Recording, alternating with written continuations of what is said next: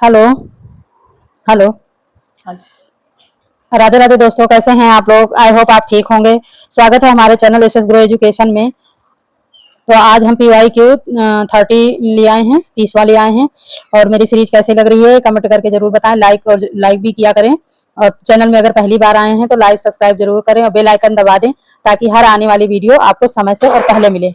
और सभी important question चल रही है इस समय, सभी इंपॉर्टेंट सीरीज चल रही है, क्योंकि PGT का एग्जाम डेट लगी हुई है ना। तो एग्जाम अपने निर्धारित समय पे ही होगी, डेट नहीं आगे बढ़ेगी। ठीक है, तो तैयारी अच्छे से रखिए। सभी इंपॉर्टेंट क्वेश्चन ही कराए जा रहे हैं इस समय। तो चलिए हम बिना देरी करते हुए हम अपनी क्लास को आरंभ करते हैं। माँ सरस्वती का नमन करते हुए हम अपनी क्लास को आरंभ करते हैं।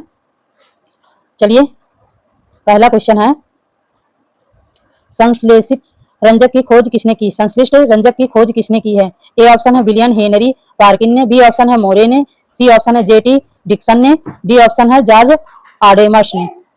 तो किसने की है? जॉर्ज आर्डेमस ने की है, या विलियम हेनरी पार्किन ने की है, या मोरे ने की है, या JT डिक्सन ने की है? तो किसने की है? विलियम हेनरी पार्किन ने। ठीक है, विलियम हेनरी पार्किन ने संश्लेषित रंजक की खोज की है। चलिए नेक्स्ट क्वेश्चन है, राजमा में उपस्थित ऑब्जोलेट एवं फाइटेट किसकी उपलब्धता को अवरोधित करते हैं? राजमा में उपस्थित ऑब्जोलेट एवं फास्फेट किसकी उपलब्धता को अवरोधित करते हैं? ए ऑप्शन है कार्बोहाइड्रेट, बी ऑप्शन है लौह एवं कैल्शियम, मतलब आयरन होगा, यहाँ पे लौह होगा, एक मात्रा लगा हुआ है यहाँ पे। ठीक है, लौह एवं कैल्शियम। सी ऑप्शन है लौह तत्व और डी ऑप्शन है कैल्शियम। तो राजमा में उपस्थित ऑब्जेक्ट एवं फाइटेट की उपलब्धता किसको अवरोधित करती है? लौह तत्व एवं कैल्शियम को। ठीक है, लौह तत्व एवं कैल्शियम का ऑब्जोलेट जो होता है वो कैल्शियम की उपलब्धता को कम कर देती है। ये जो है ये कैल्शियम, ठीक है, कैल्शियम की सी लिख दिया मैंने शॉर्टकट में, उपलब्धता को कम कर देती है, कम करना, कम कर देती है।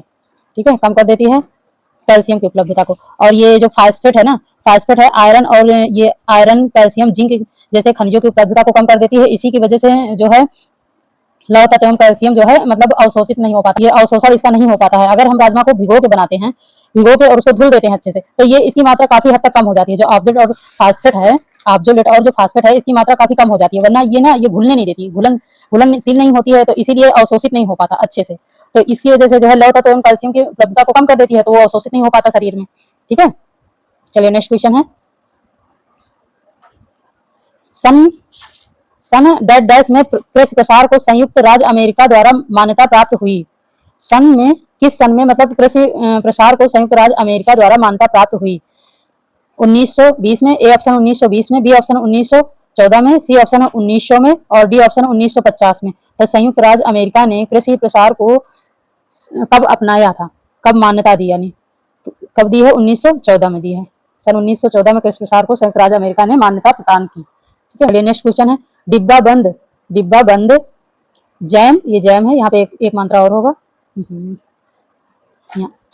चलिए जैम मैं लिख देती हूँ, जैम या जेली पर चिन्ह लगा रहता है। डिब्बा बंद जैम या जेली पर चिन्ह लगा रहता है, किसका चिन्ह लगा रहता है? ए ऑप्शन है एक मार्क, ये क्या हो गया, ए ऑप्शन है एक मार्क, और बी ऑप्शन है IMI, और सी ऑप्शन है FPO, और डी ऑप्शन इनमें से कोई नहीं। तो किसका लगा होता है? डिब्बा बंद मतलब फूड प्रोडक्ट जो बनाए जाते हैं उनमें किस चीज का टैग लगा होता है? ये NCERT में है, मैंने बताया भी था। किसका लगा होता है? FPO, FPO। ठीक है, ये भारत सरकार द्वारा मानकीकृत चिन्ह है। जो फूड प्रोडक्ट में, सभी फूड प्रोडक्ट जितने बनते हैं उसमें FPO एक मानकीकृत चिन्ह है, जिसके द्वारा ये पता चलता है कि ये अच्छा और उच्च क्वालिटी का जो भी इसमें बना है, ये अच्छे क्वालिटी का और अच्छे क्वांटिटी में सब चीज मात्रा मिलाई गई, इसमें मिलावट भी नहीं है, मतलब ओरिजिनल है। ठीक है, ये चीज होता है, ये दर्शाता है। ये एक अनिवार्य प्रमाण चिन्ह है भारत सरकार द्वारा, जो उत्पादित फल की चीजें जो बनाई जाती है अनिवार्य प्रमाण चिन्ह है। ठीक है, चलिए नेक्स्ट क्वेश्चन है, बच्चों का विकास, बच्चों का विकास निम्न का परिणाम है, किस चीज का परिणाम है? ए ऑप्शन है सिर्फ सीखने का, बी ऑप्शन है सिर्फ परिपक्वता का, सी ऑप्शन है सिर्फ व्यक्तिगत भिन्नताओं का, डी ऑप्शन है सीखना और परिपक्वता का। तो देखिए इसमें सिर्फ सिर्फ सिर्फ ये तो कट गए, क्योंकि सिर्फ एक चीज, सिर्फ क्या दर्शा रहा है? सिर्फ एक चीज को दर्शा रहा है, तो इसमें क्या होगा? सीखना और परिपक्वता का। ठीक है, एक ही ऑप्शन आ रहा है, परिपक्वता और सीखना का, बच्चे का विकास का परिणाम। चलिए नेक्स्ट क्वेश्चन है, नेक्स्ट क्वेश्चन है, डैश डैश बच्चों के शारीरिक, मानसिक और सामाजिक और नैतिक गुणों का विकास करता है। सामाजिक, शारीरिक, मानसिक, सामाजिक,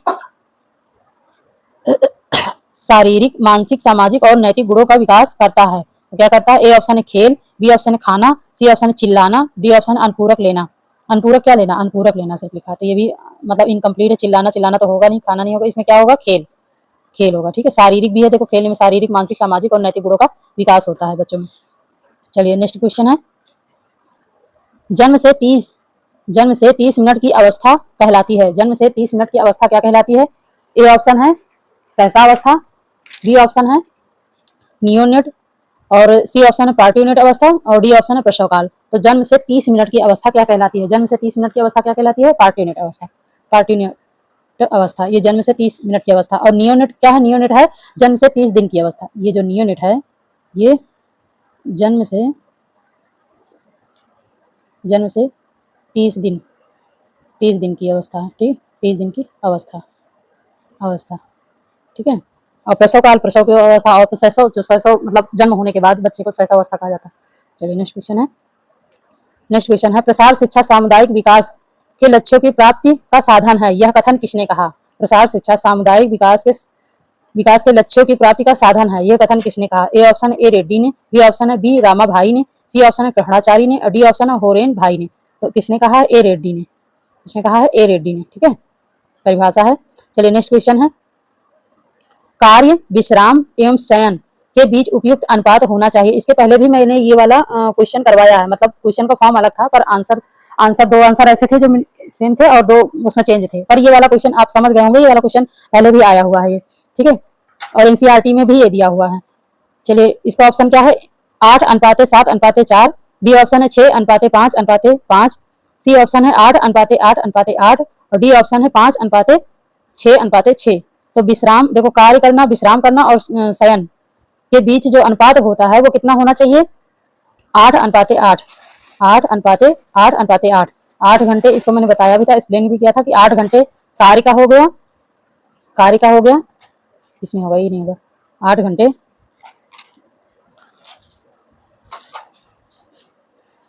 8 घंटे कार्य के हो गए और 8 घंटे विश्राम के हो गए, 8 घंटे, है ना। और 8 घंटे जो है कार्य, विश्राम, शयन। जन कहते हैं शयन के मतलब सोना या आराम करना, विश्राम एवं शयन तो एक ही हो गया, है ना, एक ही हो गया। विश्राम एवं शयन 8 घंटे कार्य करना, 8 घंटे विश्राम करना और 8 घंटे मनोरंजन करना, 8 घंटे मनोरंजन का। ठीक है, 8 घंटे, तो 8:8:8 ये होगा। ठीक है, चलिए नेक्स्ट क्वेश्चन है, व्यक्तिगत संपर्क, पारस्परिक सद्भावना एवं मैत्री बढ़ाने की दृष्टि से कौन सी विधि अत्यंत लाभकारी है? व्यक्तिगत संपर्क मतलब व्यक्तिगत संपर्क प्रसार शिक्षा में पढ़ा होगा आपने। और पारस्परिक सद्भावना, मैत्री बढ़ाने की दृष्टि से कौन सी विधि अत्यंत लाभकारी है? ए ऑप्शन है कार्यालय में भेंट, ए ऑप्शन है कार्यालय में भेंट, बी ऑप्शन है फार्म व घर में भेंट और सी ऑप्शन विधि एवं परिणाम प्रदर्शन में भेंट, डी ऑप्शन समूह चर्चा का आयोजन। देखो इसमें क्या लिखा है? व्यक्तिगत संपर्क। तो व्यक्तिगत संपर्क में क्या है कि समूह चर्चा में तो बहुत सारे लेंगे, व्यक्तिगत तो होगी नहीं मुलाकात। विधि परिणाम प्रदर्शन इसमें भी नहीं हो सकता ना। कार्यालय में भी देखो, ऑफिस में कुछ कोई न कोई रहेगा, तो इसमें क्या होगा? फार्म हाउस या घर पे भेंट, है ना। ये व्यक्तिगत संपर्क का एक अच्छा उदाहरण है। फार्म हाउस या घर में अकेले ही व्यक्ति मिल सकता है, जो भी बातें करनी है, जो भी पर्सनल चर्चा करनी है। चलिए नेक्स्ट क्वेश्चन है, टेबल लिनन में कौन सी बुनाई होती है? कौन सी बुनाई, ये ऊपर मंत्रा यहाँ पे लगेगा, कौन सी? टेबल लिनन में कौन सी बुनाई होती है? ए ऑप्शन है प्लेन बुनाई, बी ऑप्शन है रिब बुनाई, सी ऑप्शन है ट्विल बुनाई, डी ऑप्शन है बास्केट बुनाई। तो टेबल लिनन में कौन सी बुनाई होती है?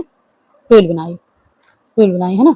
टेबल लिनन में ट्विल बुनाई होती है। ट्विल बुनाई में कई सारी चीजें आती हैं, जैसे इसमें सूती कपड़े भी बुने जाते हैं, सूती, है ना, सूती भी बुने जाते हैं, लिलन भी बुने जाते हैं, लिलन और क्या कहते हैं, ऊनी भी बुनाए जाते हैं, ऊनी हो गए, है ना, सूती, लिनन, ऊनी, ये इसमें सभी प्रकार ऐसे, मतलब इसमें सूती में क्या बनता है? कोट क्लॉथ बनता है, गार्डीन, जीन्स, खाकी बनता है। लिनन में टॉवल ड्रिल और टेबल लिनन ये लिनन में बनते हैं, टेबल लिनन। ठीक है, और ऊन में कैशमियर और गाबरडीन ये बनते हैं। ट्विल बुनाई कैसे होती है? ट्विल बुनाई ऐसे होती है ना, ऐसे तिरछा पैटर्न, सॉरी ये ऐसे नहीं, ऐसे तिरछा पैटर्न बनाती है। तो तिरछा पैटर्न से जो बनते हैं ना वैसे, वो बहुत ही मजबूत होते हैं, बहुत ही मजबूत और अच्छे होते हैं, जल्दी से उनकी सिलाई नहीं उधरती और अच्छी बुनाई होती है, मतलब सिलाई करें कपड़े की बुनाई अच्छी होती है, मजबूत और टिकाऊ होती है, इसलिए ये ट्विल बुनाई जो है से ये सारे कपड़े बनते हैं। ठीक है, चलिए नेक्स्ट क्वेश्चन है, बोलनी ऊन। नेक्स्ट क्वेश्चन है बोलनी ऊन, ये ऊन है, यहाँ पे ऊन होगा। ठीक है, बोलनी ऊन कहते हैं। बोलनी ऊन कौन सी होती है? ए ऑप्शन है मेरिनो ऊन को, बी ऑप्शन है पैसम ऊन को, डी ऑप्शन सी ऑप्शन है साहतस ऊन को, और डी ऑप्शन इनमें से कोई नहीं, एक ही ऑप्शन है इसमें मेरिनो ऊन। मेरिनो ऊन को क्या कहते हैं? बोलिनी ऊन। जो मेरिनो जाति की भेड़ होती है उसके द्वारा, उसके बाल के द्वारा जो प्राप्त ऊन होता है उसको बोलिनी ऊन कहते हैं, ठीक है। और इसके द्वारा जो बने कोट होते हैं ना, मिंक कोट कहते हैं। मेरिनो ऊन की, जो मेरिनो जात की भेड़ की ऊन प्राप्त होती है, इससे जो मिंक कोट होता है वो दुनिया का सबसे महंगा कोट होता है, दुनिया का सबसे महंगा कोट होता है, ठीक है। ये एनसीईआरटी में दिया हुआ है बढ़िया करके। एनसीईआरटी में इसमें बहुत सारे क्वेश्चन थे जो एनसीईआरटी के थे, सेम ये भी है। और इसके पहले जो मैंने पढ़ा 12 वाली बनाई वो भी है। और इसमें 8:8 जो कार विश्राम वाला था वो भी था, हाँ जन्म के, ये कई सारे थे, 4-5 क्वेश्चन थे जो भी निकल गए इसमें थे। पढ़ाते इसमें ध्यान नहीं रहता है, मैं कहाँ कहाँ बताऊँ, पर है उसमें। चलिए नेक्स्ट क्वेश्चन है, गेहूं का चोकर उसकी किस स्तर में होता है? गेहूं का चोकर उसके किस स्तर में पाया जाता है? ए ऑप्शन है एपिडर्मिस स्तर में, बी ऑप्शन है एंडोस्पर्म स्तर में, सी ऑप्शन है एम्ब्रियो स्तर में, और डी ऑप्शन है पेरिकार्प स्तर में। तो इसको मैंने करवाया था क्विज में भी, पेरिकार्प स्तर में, ठीक है। पेरिकार्प स्तर में गेहूं का जो चोकर होता है, जो छिलका होता है ना, वो होता है, उसको कहते हैं। चलिए नेक्स्ट क्वेश्चन है, निम्नलिखित में से कौन सा प्रसार शिक्षा का चरण नहीं है? देखो कौन सा प्रसार शिक्षा का चरण नहीं है। ए ऑप्शन है ध्यानाकर्षण, बी ऑप्शन है अभिरुचि, सी ऑप्शन है ध्यान विकर्षण, डी ऑप्शन है संतुष्टि। तो इसमें एक ही नहीं है, सारे इसमें पॉजिटिव है, ध्यानाकर्षण अभिरुचि संतुष्टि, एक ही है ध्यान विकर्षण, ठीक है। ध्यान विकर्षण ये नहीं होगा, नहीं इसमें पूछा ना, ध्यान विकर्षण ये नहीं होता। चलिए नेक्स्ट क्वेश्चन है, ग्लाइकोसिस प्रक्रिया ग्लाइकोलाइसिस प्रक्रिया में होता है। ग्लाइकोलाइसिस प्रक्रिया में क्या होता है? ए ऑप्शन है ग्लूकोज का ग्लाइकोजन में परिवर्तन होना, बी ऑप्शन है ग्लाइकोजन का विघटन होना, सी ऑप्शन है ग्लाइकोज पार्विक अम्ल में परिवर्तन, और डी ऑप्शन है अमीनो अम्ल वसा का निर्माण। तो इसमें क्या होगा? ग्लाइकोलाइसिस प्रक्रिया में कौन सा होता है? ग्लूकोज का पार्विक अम्ल में परिवर्तन, ठीक है। ग्लूकोज का पार्विक अम्ल में परिवर्तन ये होता है, क्योंकि ग्लूकोज एक शर्करा मतलब ग्लूकोज एक शर्करा अणु है ना, जो पार्विक वेट को विभाजित, जिसे पार्विक वेट में विभाजित किया जाता है, जिससे कुछ ऊर्जा उत्पन्न होती है। जो पार्विक अम्ल में जब विभाजित होता है तो इससे कुछ ऊर्जा उत्पन्न होती है, ऊर्जा उत्पन्न होती है ना, ऊर्जा उत्पन्न होती है। तो यह प्रक्रिया कहाँ होती है? कोशिका द्रव्य के कोशिकीय में होती है, कोशिका द्रव्य के कोशिकीय में होती है। और ये क्या कहते हैं? कोशिकीय द्रव्य का श्वसन का पहला चरण होता है, ठीक है। कोशिकीय द्रव्य का श्वसन के पहला चरण होता है ये प्रक्रिया। चलिए नेक्स्ट क्वेश्चन है, हाँ ये जो है ना ग्लाइकोलाइसिस प्रक्रिया जब होती है ना, तो चयापचय की प्रक्रिया होती है, इसके द्वारा चयापचय की प्रक्रिया होती है, ठीक है। चलिए नेक्स्ट क्वेश्चन है, इतना टाइम नहीं है कि बहुत डिटेल में एक्सप्लेन किया जाए। चलिए नेक्स्ट क्वेश्चन है, निम्न में से कौन सा बैक्टीरिया क्षारीय पीएच मान में वृद्धि करता है? कौन सा बैक्टीरिया जो क्षारीय पीएच में वृद्धि करता है? तो ए ऑप्शन है लैक्टोबैसिलस, बी ऑप्शन है विब्रियो कोलेरा, सी ऑप्शन है साल्मोनेला, और डी ऑप्शन है स्टेफिलोकोकस। तो इसमें कौन सा होगा? Vibrio cholera. विब्रियो कोलेरा जो है ये एक ऐसा बैक्टीरिया है जो ये क्षारीय पीएच मान में वृद्धि करता है। ये एक निगेटिव बैक्टीरिया है, ठीक है। ये एक निगेटिव बैक्टीरिया है जो जिसके ये छोटी आंत को प्रभावित करता है, जिसके कारण क्या है? हैजा नामक बीमारी होती है। इसके कारण इसको मैंने बताया था, हैजा नामक बीमारी जो है विब्रियो कोलेरा की वजह से होता है ना, हैजा नामक बीमारी। ये छोटी आंत को प्रभावित करता है, ठीक है। छोटी आंत को छोटी आंत को प्रभावित करता है। निगेटिव बैक्टीरिया है, एक निगेटिव बैक्टीरिया है, ठीक है। विब्रियो कोलेरा एक निगेटिव बैक्टीरिया है, निगेटिव बैक्टीरिया है। चलिए नेक्स्ट क्वेश्चन है, अंडे की सबसे बाहरी परत है, अंडे की सबसे बाहरी परत, अंडे की सबसे बाहरी परत किसकी बनी हुई है ये बताना है। ए ऑप्शन है अंडे की सबसे बाहरी परत है, अंडे की सबसे बाहरी परत किसकी है? ए ऑप्शन है corona radiata, A option B option है उपकला, सी ऑप्शन है जोना पेलुसिडा, और डी ऑप्शन इनमें से कोई नहीं। तो इसमें क्या होगा? कोरोना रेडिएटा, ठीक है। कोरोना रेडिएटा ये क्या है? ये कोरोना रेडिएटा क्या है? ये गर्भाशय के ट्यूब की एम्पुलरी भाग में स्थित होता है, एम्पुलरी भाग में स्थित होता है। और ये अंडे की बाहरी एकदम सबसे बाहरी तो देखो उसका होता है, क्या कहते हैं, कैल्शियम उसका बना होता है, कैल्शियम कार्बोनेट का बना होता है ना। उसके बाद ये कई लेयर में होता है ना, तो ये जो है जो भ्रूण होता है, जो उसके बाद की जो लेयर होती है, बाहर की लेयर होती है, ये भ्रूण को सुरक्षित रखता है। कोरोना रेडिएटा जो है ये परत, जो अंडे की परत होती है जो उसमें होता है, तो ये उसको सुरक्षित रखती है, ठीक है। चलिए नेक्स्ट क्वेश्चन है, वास्तव में अतिरिक्त निम्न के अतिरिक्त, मतलब इनमें से कौन सा इसके अतिरिक्त सभी भोजनों में कार्बोहाइड्रेट पाया जाता है? कौन सा एक ऐसा है जो उसको छोड़कर सभी भोजन पदार्थों में कार्बोहाइड्रेट पाया जाता है? ए ऑप्शन है दूध में, बी ऑप्शन है मांस में, सी ऑप्शन है ब्रेड में, और डी ऑप्शन है फल में। तो किसमें नहीं पाया जाता कार्बोहाइड्रेट? दूध, ए ऑप्शन है दूध में, बी ऑप्शन है मांस में, सी ऑप्शन है ब्रेड में, और डी ऑप्शन है फल में। तो कार्बोहाइड्रेट किसमें नहीं पाया जाता है? मांस में नहीं पाया जाता ना, मांस में नहीं पाया जाता। दूध, ब्रेड, फल, इनमें सब में कार्बोहाइड्रेट अच्छी मात्रा में पाया जाता है। चलिए नेक्स्ट क्वेश्चन है। नेक्स्ट क्वेश्चन, निम्न में से कौन से भोजन उच्चतम गुणवत्ता के प्रोटीन उपलब्ध कराते हैं? उच्चतम गुणवत्ता के प्रोटीन उपलब्ध कराते हैं। ए ऑप्शन है मक्का, बी ऑप्शन साबुत अनाज, सी ऑप्शन है जिलेटिन, डी ऑप्शन है अंडा। तो इसमें एक ही ऑप्शन है अंडा। अंडा जो है सबसे अच्छे और उच्चतम क्वालिटी के जो है प्रोटीन पाया जाता है, होती है। बायोलॉजिकल वैल्यू 96% होती है। और प्रोटीन कितना होता है? प्रोटीन जो है इसमें 12 से 14% होता है। ठीक है। चलिए नेक्स्ट क्वेश्चन है, सॉरी, सूची फर्स्ट को सूची सेकंड के साथ सुमेलित कीजिए तथा नीचे दिए गए कोड का प्रयोग करके उचित उत्तर दीजिए। ठीक है, इसमें सूची मिलान करनी है।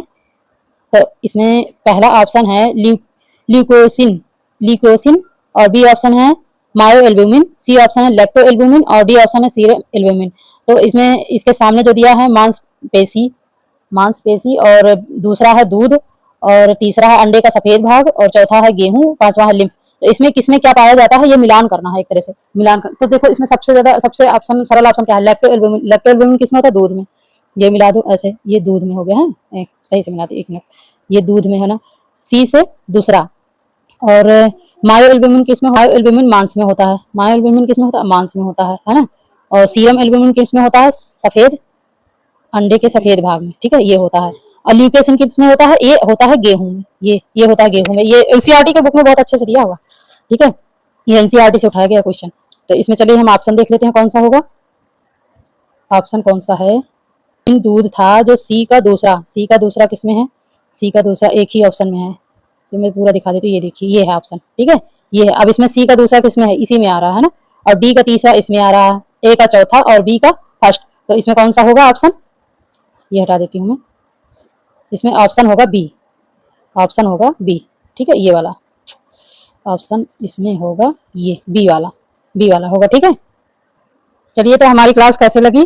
आपको अच्छी लगे हो तो प्लीज लाइक सब्सक्राइब जरूर करें और बेल आइकन दबा दें ताकि हर आने वाली वीडियो आपको समय से मिले।